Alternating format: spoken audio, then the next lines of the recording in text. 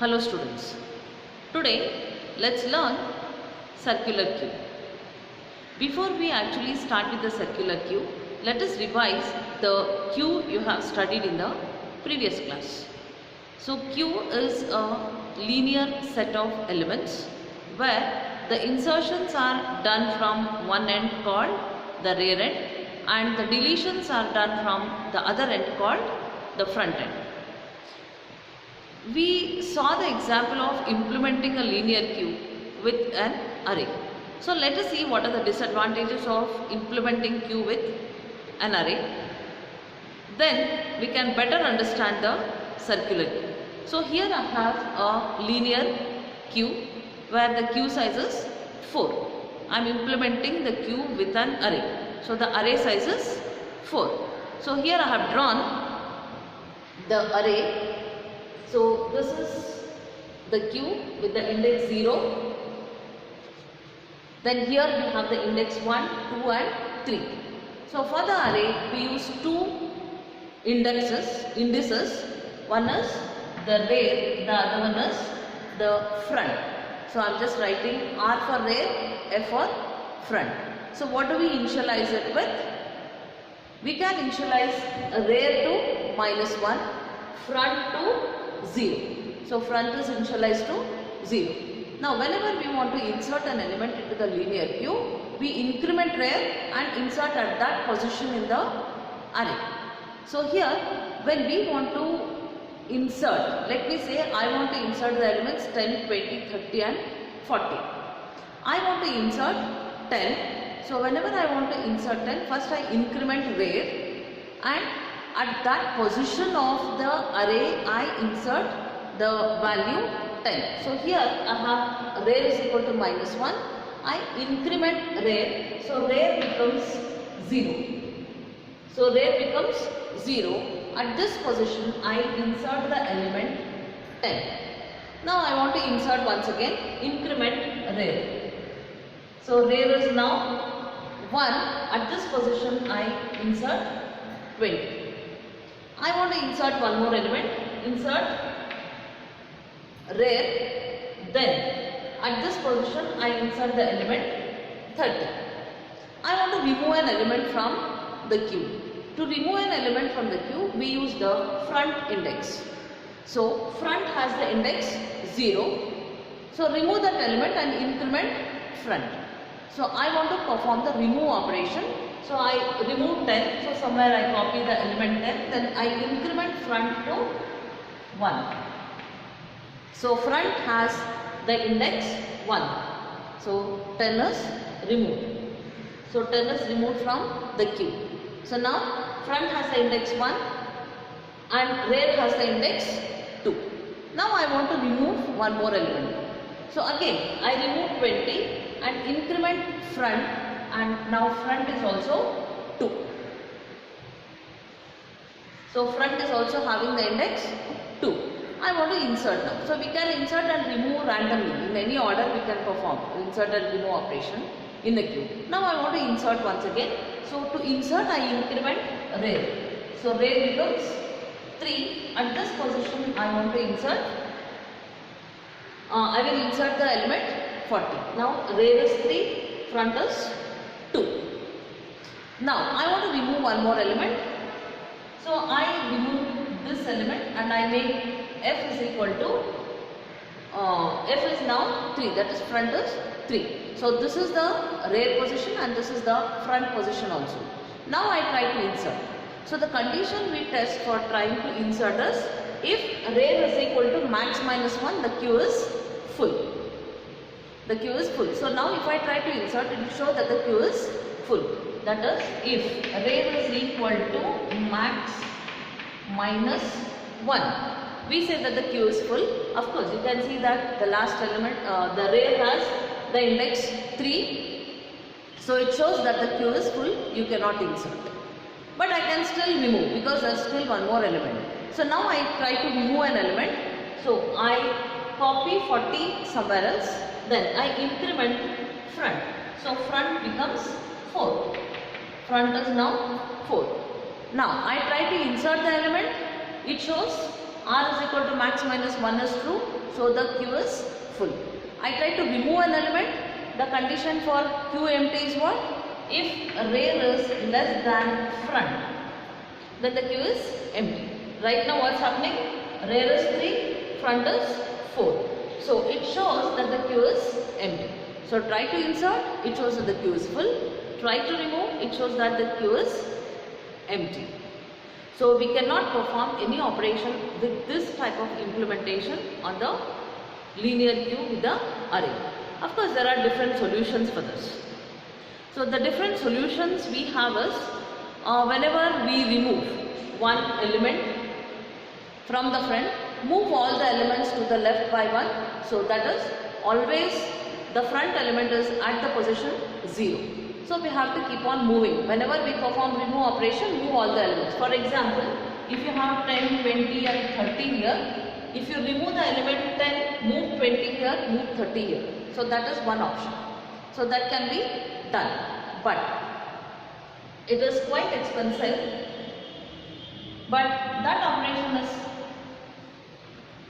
quite expensive because we are just performing the copy paste operation. That is, move the element from here to the previous element of previous position, meaning what?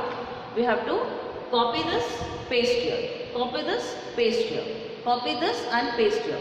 So we just go on performing copy paste operations and do nothing useful. Of course, here your array size is just 4. You may feel that of course we can perform, but the queue size is normally not just 3 or 4. Queue will be quite large. If you have hundreds of elements in the queue, then if you keep on moving the element every time you remove the operation, then a lot of time is spent in just moving the elements from the one position to the other position. So that's not an efficient method of solving this problem, whatever reason. Of course, that's a solution. The other solution is, once you have a condition Q is equal to full, and also Q is empty, you can reinitialize or reassign the values for R and F. That is, make R is equal to -1, F is equal to 0. So that is one more solution which may be done. So even in that case, the problem here is that both these should satisfy, only then we are trying to do that. What in case you have Q, it is showing that the rear is, that is the Q is full, but you are trying to remove and all. So even that is not an efficient method. Do we have any other better method for solving this? We do have, that is what is circular queue. So we will be learning circular queue. Of course, circular queue is also, we are doing it currently. We are implementing circular queue also as an array itself. So we will be implementing, we'll just see how to make use of the array in the circular fashion without performing this copy paste operation and all. Hope this concept is clear.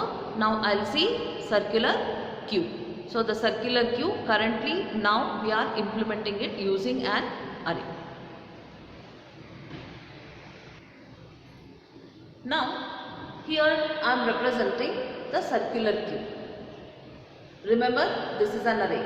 Only the representation I have written it in the form of a circle. This is definitely an array with size 5. So it has an index 0, index 1, 2, 3 and 4. This is an array of size 5. I have just written it in the form of a circle, so do not get confused that it is something different. It is an array with size 5. Then I initialize front and rear. So both of these are initialized to 0. So front is 0, rear is also 0. I am initializing both front and rear to 0. So the Q empty condition is front is equal to rear. If front is equal to rear, then the Q is empty. Then while inserting, we increment rear and insert. While removing also, we remove the element, increment front and remove the element. Now let us try, or let's see how it works. Let me say that I want to perform the insert 10 operation. So to insert 10, I increment rear and insert at that position, because observe, currently front is equal to rear. That is, both are 0. That means the queue is empty. So to insert, I have to increment rear and insert at that position. So I increment rear. So rear becomes 1, and at this position I write 10. Now I want to insert one more element. So I increment rear. Rear becomes 2. Here I insert 20. I want to insert again. So rear is 3. I insert 30. I want to remove the element. To remove the element, I do not have the element at that 0th position. I have to increment front and I have to remove the element from that position. So front will be always holding the index 1 before the first element. So my first element is at position 1 and front is 0. So what we do? We increment front. So front becomes 1. So front becomes 1, then I remove the element at this position. Observe, front is 1, I have removed the element. So my first element is at the position 2, that is 20, and rear is 3, that is where I have the rear element, current rear element. Now I want to insert. So to insert, I increment rear. So rear becomes 4, I insert 40.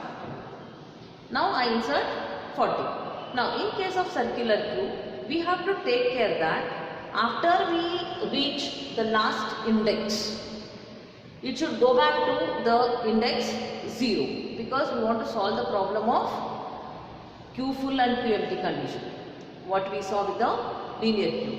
So we have to take care that now if I try to insert an element, since there is space here, rear should become 0, and at that position I should be able to insert the next element. We can do that. I will show you how to do that.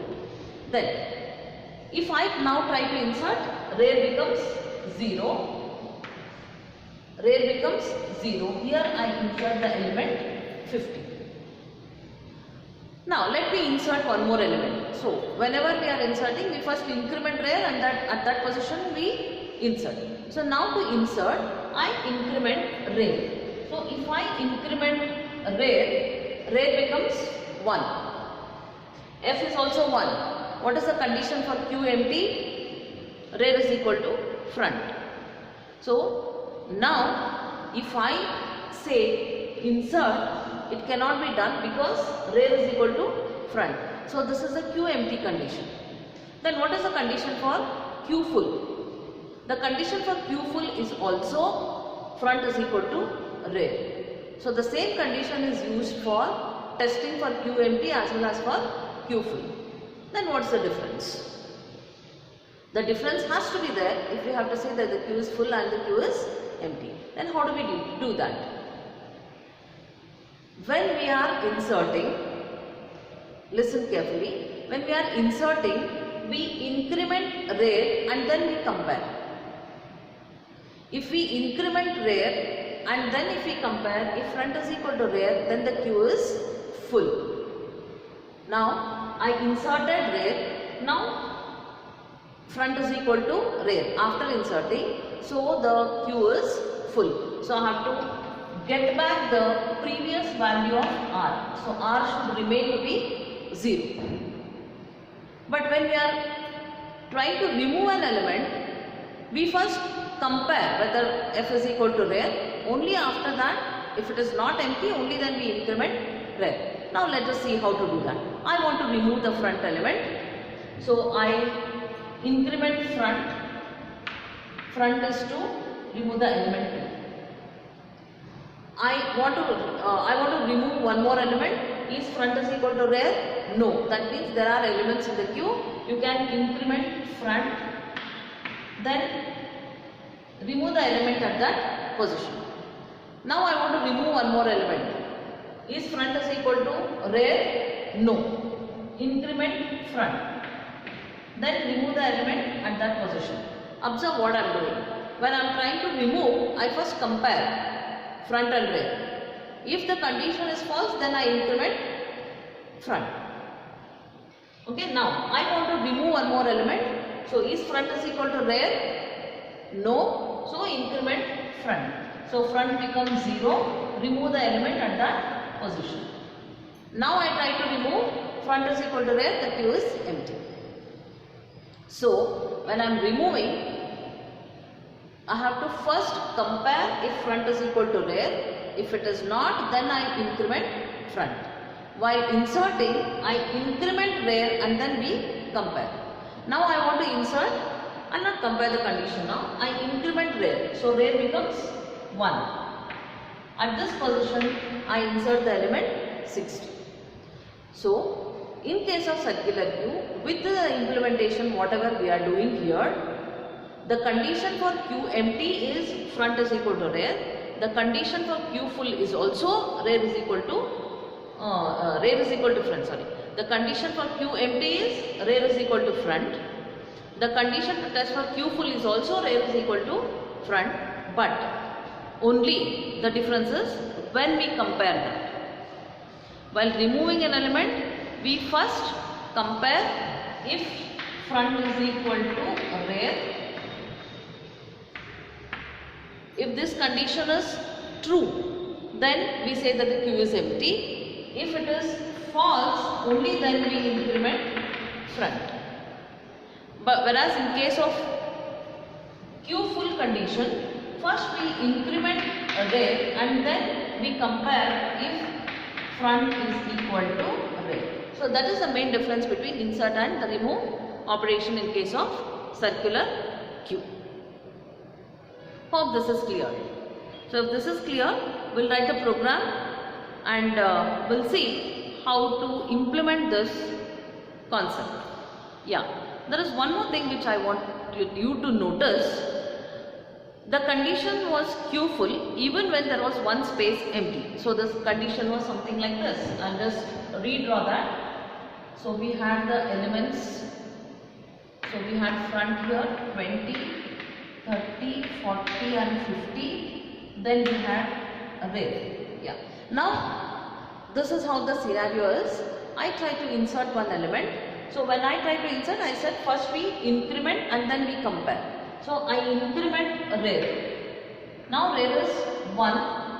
It shows queue is front is equal to rear. So the queue is full.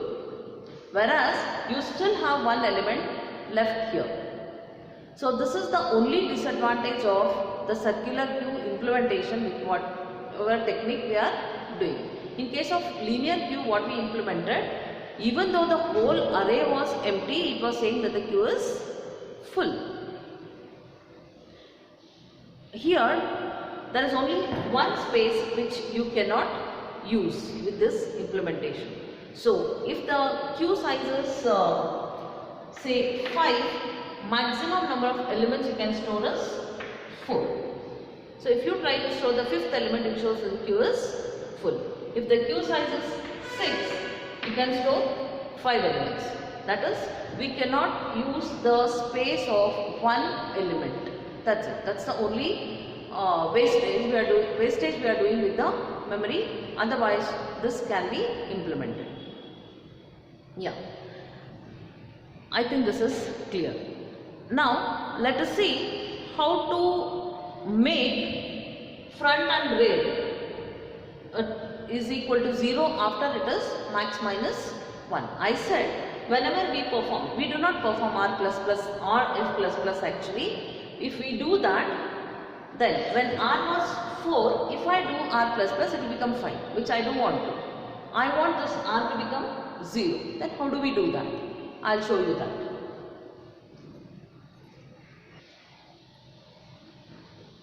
Here I have an example where max is equal to 5 and R is initialized to 0. I said we do not perform R++. Then what do we do? Whenever we want to insert an element, we perform the operation R is equal to R plus 1 mod max. R plus 1 mod max. So how does it work? Remember, mod has higher precedence than addition, so you have to write this in parentheses.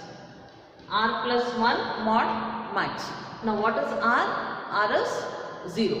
r plus 1 will be 1, that is 0 plus 1 is 1, mod max is 5. So 1 mod 5, that is mod is a remainder operator, we will find the remainder after the division. So 1 mod 5 is 1. So r was 0, it becomes 1.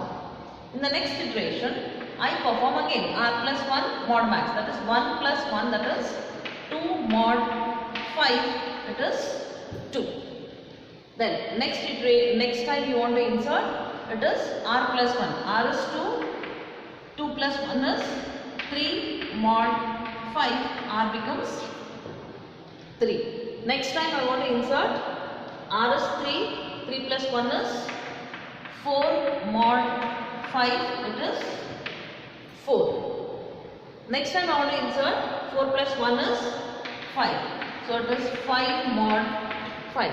So 5 mod 5 is 0. So this is how the values of r will become 0, 1, 2, 3, 4, again 0. It will get the value 0 again. So in the circular fashion, r will get the values from 0 to 4. After 4 it does not become 5. So this is what we wanted to achieve with the circular cube. So the same explanation is true even for front. So when we want to increment front, we perform front plus 1 mod max. So max can be anything. So I have taken the array size as 5. So max is 5. So this is how mod operation can be used for both the front and the rear indices of the array to have the values from 0 to max minus 1. Max is 5, r is 0, the maximum value is max minus 1, that is 4. After that again it becomes 0. So this method will be used, or this expression will be used in our implementations. Hope you could follow this. We will now write the program. Thank you.